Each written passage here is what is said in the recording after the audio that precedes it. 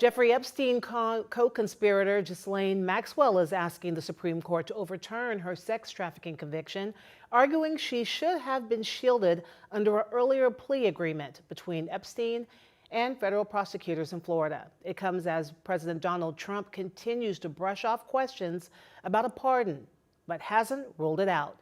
Natalie Brand has the very latest.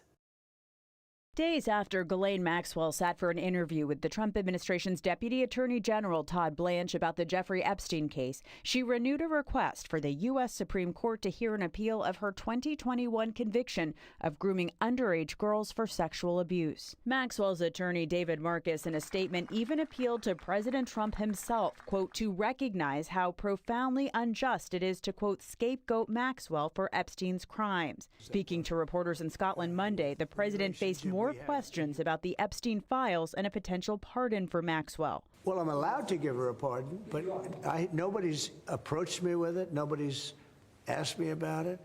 President Trump continues to try to distance himself from convicted sex offender Jeffrey Epstein and dismiss the controversy, despite bipartisan calls for more transparency. It's a hoax that's been built up way beyond proportion. But over on Capitol Hill, even the president's Republican allies acknowledge the public's desire to see the files. Epstein trafficked young women, many of them minors. The American people are entitled to know who, if anyone, besides himself, he trafficked these young women to. Some Senate Democrats are also pushing the Justice Department to release recordings and notes from last week's 9-hour meeting between the Deputy Attorney General and Maxwell, which they've called highly unusual, if not unprecedented. Natalie Brand, CBS News, Washington. And CBS News also has new information about the so-called missing minute from the surveillance video at the Manhattan Correctional Center, where Epstein died by suicide in 2019.